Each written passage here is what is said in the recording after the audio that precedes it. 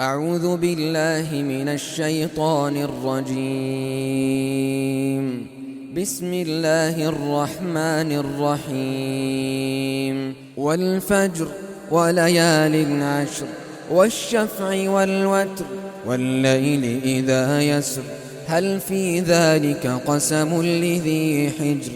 ألم تر كيف فعل ربك بعاد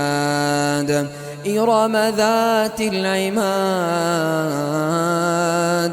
التي لم يخلق مثلها في البلاد وثمود الذين جابوا الصخر بالواد وفرعون ذي الأوتاد الذين طغوا في البلاد فأكثروا فيها الفساد فصب عليهم ربك سوط عذاب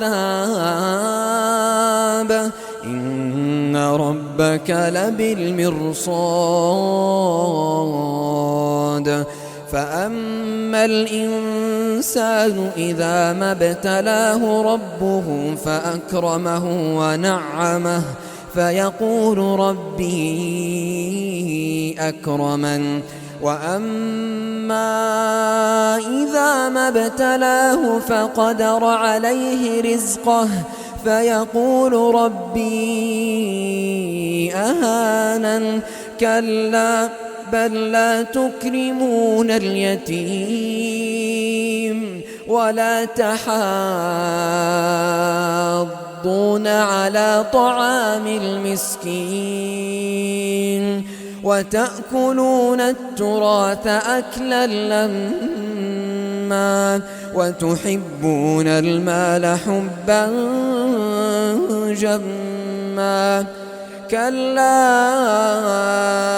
إذا دكت الأرض دكا دكا وجاء ربك والملك صفا صفا وجيء يومئذ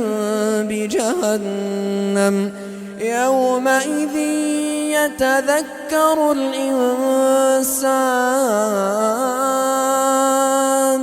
وأنى